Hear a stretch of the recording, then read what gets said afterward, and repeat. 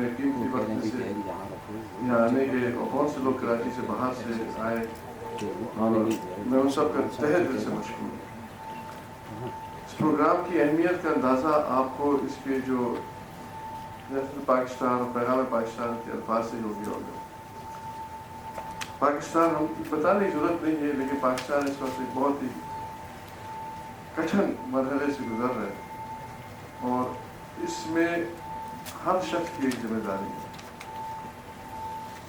Higher education commission کے chairman کے طور پر میری یہ ذمہ داری ہے کہ میں اپنے تئیں جو بھی کچھ کر سکتا ہوں اس ملک کی خاطر اور اپنے لوگوں کی خاطر وہ میں ضرور کروں۔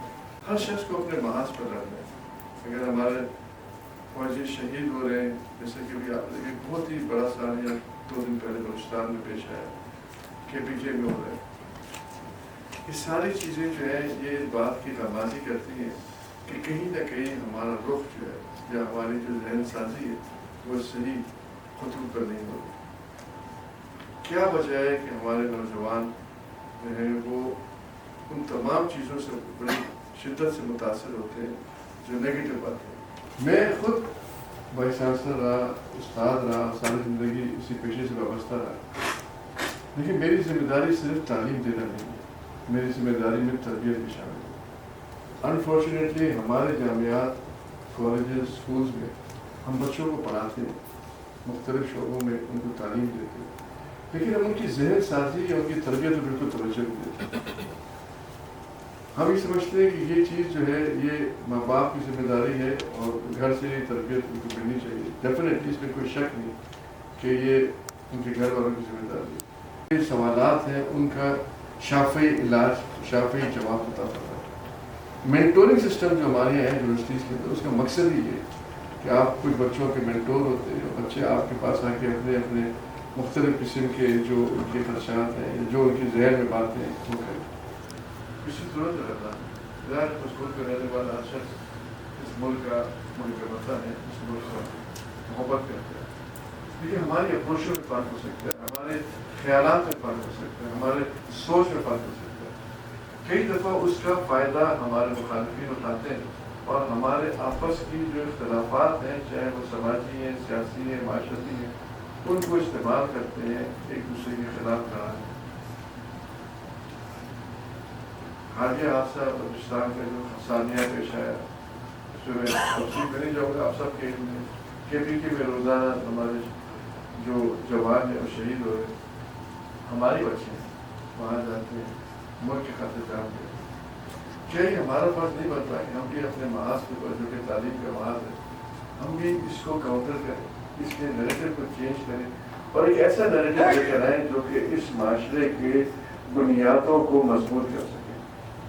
اس کی ساری ذمہ داری عائد ہوتی ہے ہم پر۔ آج اس تقریب کا مقصد بنیادی طور پر یہ ہے کہ آج جو اساتذہ کرام وائس چانسلر تشریف لائے، ہم نے کوشش کی ہے کہ ہم اپنے عالم دین اور ان لوگوں کو جو کہ ہمارے اس نیریٹو کے ساتھ ہیں، جنہوں نے اس کو بہت کام کیا، پیغام پاکستان جب بنا تھا تو یہ اس کے بعد تمام فرقے کے عالم دین نے کنسنسس پیدا کیا کہ کس طریقے سے اس پیغام پاکستان کے ذریعے تعلیمی اداروں میں، بچوں میں اور مختلف جگہوں پر پاکستان کے پیغام کو پہنچایا جائے، پاکستان سے محبت کا درس دیا جائے۔ سندھ گورنمنٹ نے پیغام پاکستان کی ترویج کی ذمہ داری ہمارے ذمہ ہائر ایجوکیشن کمیشن کو ذمہ لگائی کہ آپ اس پیغام پاکستان کو آگے بڑھائیں، آگے بڑھائیں۔ ہائر ایجوکیشن کمیشن جہاں بہت سارے کام کر رہے ہیں، آپ لوگ سب سے جو ہائر ایجوکیشن بتاتے کہ آپ سب میرے مددگار ہیں، مجھے سپورٹ کرتے ہیں، میری بھی کوشش ہوتی ہے کہ جس موقع پر بھی ہو ہر یونیورسٹی کو، ہر اس کو میں میرے دروازے آپ گواہ ہر وقت کھلے ہوتے ہیں۔ ایسی بات نہیں کہ کوئی آیا اور دیکھ نہیں سکے، ایسا ہمارے یہاں کوئی رواج ہی نہیں۔ تو میری جناب آپ سے درخواست ہے کہ اس پیغام کو آپ واپس جا کر اپنی یونیورسٹیوں میں اسی ذمہ داری کے ساتھ ادا کریں جس ذمہ داری سے آج آپ نے یہاں آنے کی زحمت فرمائی ہے۔ لیکن اس میں جو اہم چیز ہے وہ چیلنجز ہیں، خطرات ہیں، حل ہے اور ہماری کیا ذمہ داری ہے۔ ہمارے پاس بڑے اچھے آج مشائخ آئے ہیں جو کہ ہمیں اس بارے میں وہ کریں گے۔ میں خاص طور پر مفتی عبدالرحیم صاحب کا مشکور ہوں کہ انہوں نے زحمت کیا ہے، ان کی طبیعت بھی ٹھیک نہیں تھی اور میں نے ان سے ریکویسٹ کی کہ آپ آئیں اور آ کر اپنا جو اس بارے میں نظریہ ہے جو آپ کے نیریٹو کو بتائیں تاکہ اس کو ہم آگے بڑھائیں۔ مفتی عبدالرحیم صاحب ان اشخاص میں سے ہیں جنہوں نے اس بات کی اہمیت کو احساس کیا کہ کنٹمپریری ایجوکیشن جو ہے وہ لازم ہے مدرسوں کی تعلیم کے لیے۔ میں بغیر تمہید کے کیونکہ کچھ بات ہمارے ہوسٹ نے بتا دی کہ پیغام پاکستان کیا، اور آپ سب حضرات ماشاءاللہ اکیڈمکس ہیں، آپ اویئر ہیں کہ پیغام پاکستان کیا ہوتا ہے۔ It was the most significant narrative especially religious narrative after the objective resolution قرارداد مقاصد کے بعد کہ قوم کے اتنے لوگ اکٹھے ہوئے، اور اس میں انیشلی تو 1800 علماء نے سائن کیے تھے جو سارے مکاتب فکر اور پاکستان کی جتنی میجر دینی جماعتیں ہیں ان سب سے ان کا تعلق تھا، لیکن اب تک اس پر اس کے سگنیچریز 5000 پلس ہو چکے ہیں۔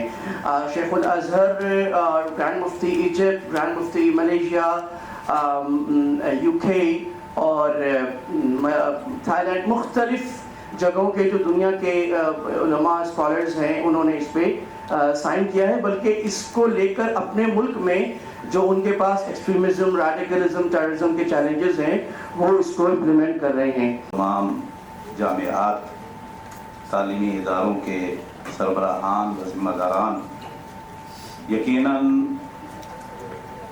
آج کا پروگرام جس موضوع پر منعقد کیا گیا ہے اس کی اشد ترین ضرورت ہے۔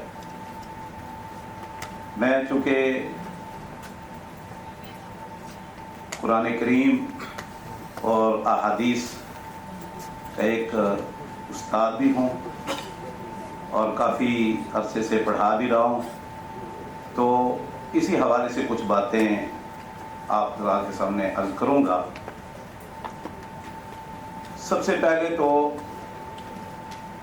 کہ جامعات، تعلیمی اداروں کی ذمہ داری ان تمام مسائل کے حل اور بہتر طریقے سے پایہ تکمیل تک پہنچانے کے لیے کیا ہو سکتے ہیں۔ اس میں اللہ رب العزت کا شکر ہے کہ اللہ نے مجھے اور آپ کو اسلام کی نعمت سے مالا مال کیا ہے، اور جس قائد اور رہبر و رہنما کے ہم امتی ہیں ان کی سیرت پوری دنیا کے لیے ایک مشعل راہ ہے۔ یقیناً دنیا میں سب سے زیادہ کامیاب مربی، معلم، تاجر، ڈاکٹر، سپہ سالار اور قائد، ہر لحاظ سے کامیاب ترین انسان محمد رسول اللہ صلی اللہ علیہ وسلم۔ ایک پہلو جو معاشرے کا ہوتا ہے وہ ایک فیملی سٹرکچر ہوتا ہے ہر معاشرے میں، اور اس کے کچھ قوانین ہوتے ہیں۔ دوسرا سٹرکچر اگر ہم دیکھتے ہیں تو وہاں پر ایک فائنینشیل اینڈ اکنامک سٹرکچر ہوتا ہے کسی معاشرے کو قوام بخشنے کے لیے، اس کو اسٹرینتھن کرنے کے لیے۔ تیسری چیز جو اہم ہوتی ہے وہ اس کا پولیٹیکل اور ایڈمنسٹریٹو سٹرکچر ہوتا ہے۔ چوتھی چیز وہ اس کا عدلیہ کا نظام، جوڈیشری سسٹم ہوتا ہے اور اس کا سٹرکچر ہوتا ہے۔ اور پانچویں چیز وہ اس کا ایجوکیشنل اور تعلیمی نظام ہوتا ہے۔ لیکن ایک الہی اور اسلامی معاشرے میں اور ایک عام حکومت میں اگر یہ پانچوں چیزیں ضروری ہیں تو صرف اس میں فرق کیا ہوگا ایک الہی معاشرے کا؟ صرف ایک فرق ہوتا ہے، وہ یہ ہوتا ہے کہ الہی معاشرے میں ان تمام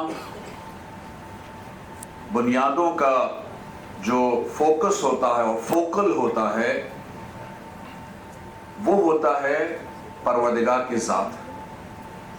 یعنی یہ جو بنیادیں کھڑی ہوتی ہیں یہ تمام اپنے باتوں کو اور اساس کو جو عکس کرتی ہیں وہ پروردگار کی تعلیمات سے عکس کرتی ہیں، اور وہاں سے اپنے اصول اور بنیادوں کو اور ویلیوز کو ڈیولپ کیا جاتا ہے۔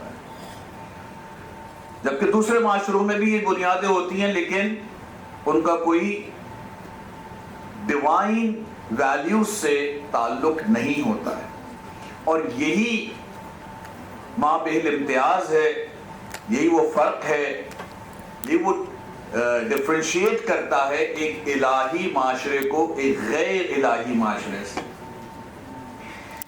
अब जब हमने इस बात को कहा तो हमें इस बात को देखना चाहिए कि क्योंकि हम तालीमी निज़ाम और यूनिवर्सिटीज़ के बारे में बात कर रहे हैं, इसलिए हम बाकी चीज़ों को छोड़ देते हैं और हम सिर्फ तालीमी निज़ाम के बारे में आते हैं।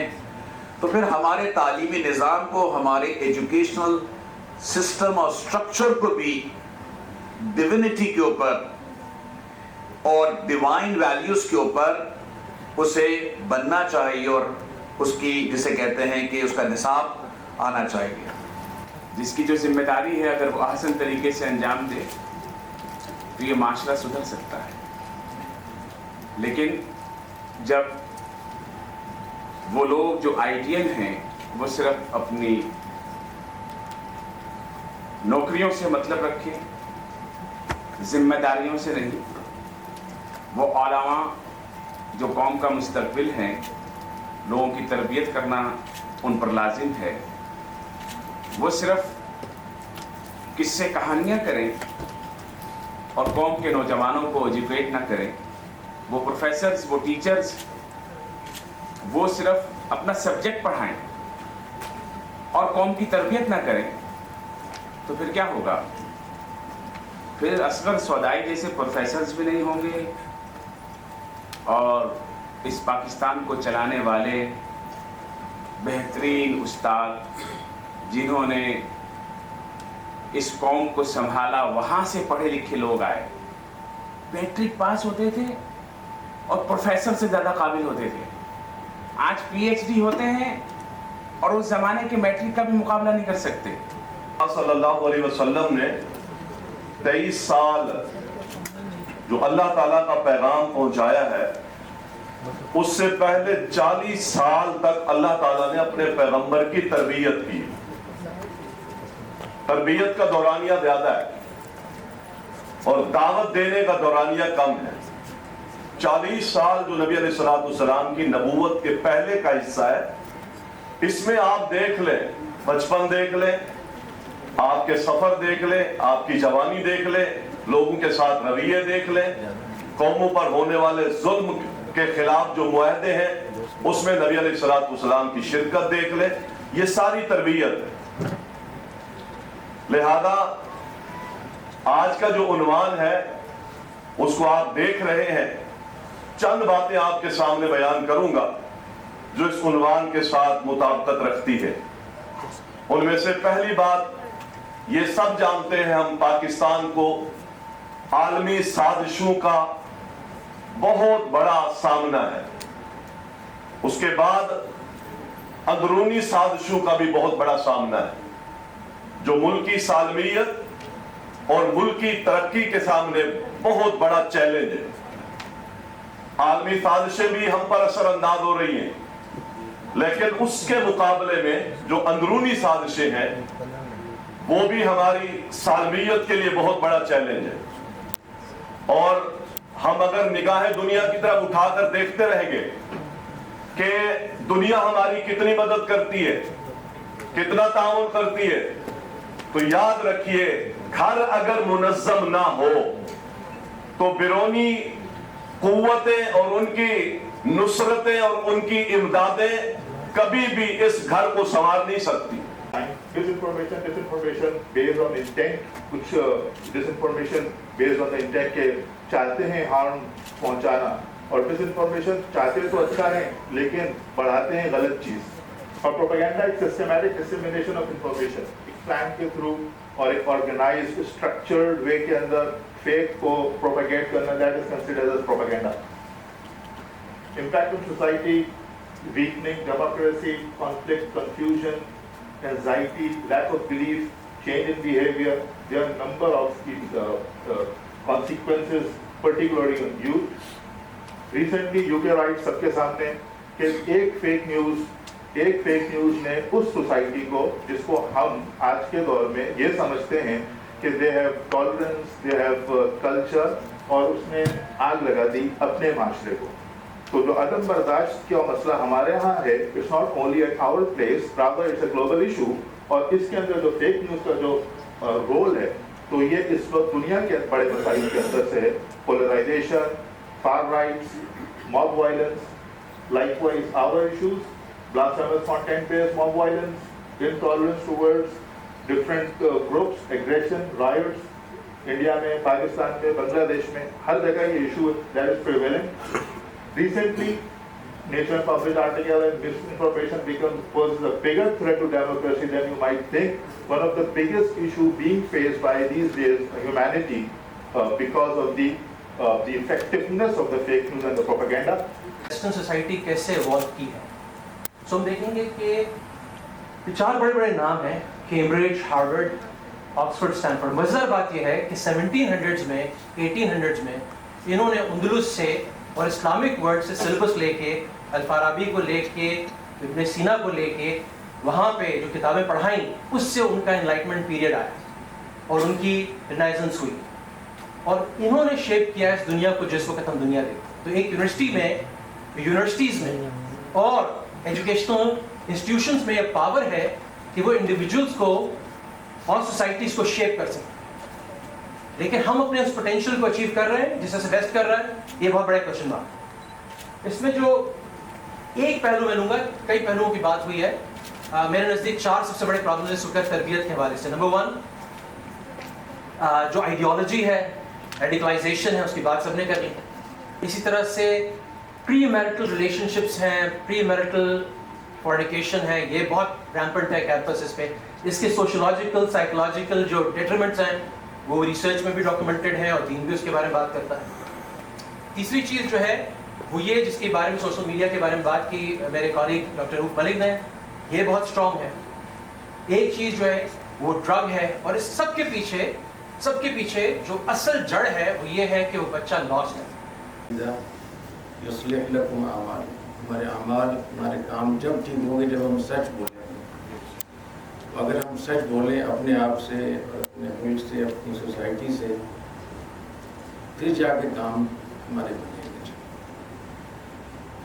और जब हम सच बोलेंगे तो सच ये है कि इस वक्त जो मुल्क के हालात ख़राब हैं, मजहबी हवाले से, इंतज़ामी हवाले से, इंतज़ामी जितनी यहाँ हो रही है, जितनी करप्शन यहाँ हो रही है, उसके ज़िम्मेदार हमें इस बात को मानना चाहिए कि हम मदारिस के लोग, उलमा और मशाइख और यूनिवर्सिटी के ज़िम्मेदार सरबराहान, उन्होंने अपनी नस्ल नौ को, इस यूथ को, नौजवानों को वो पाकिस्तान नहीं दिया जो देना चाहिए। हमने अपने बच्चों को ऐसा पाकिस्तान दिया है इसमें खलफशार है, लड़ाई है, बदनवानी है, धमाके हैं, कत्ल व गारतगरी है। तो हमें इस जिम्मेदारी को कबूल करना चाहिए।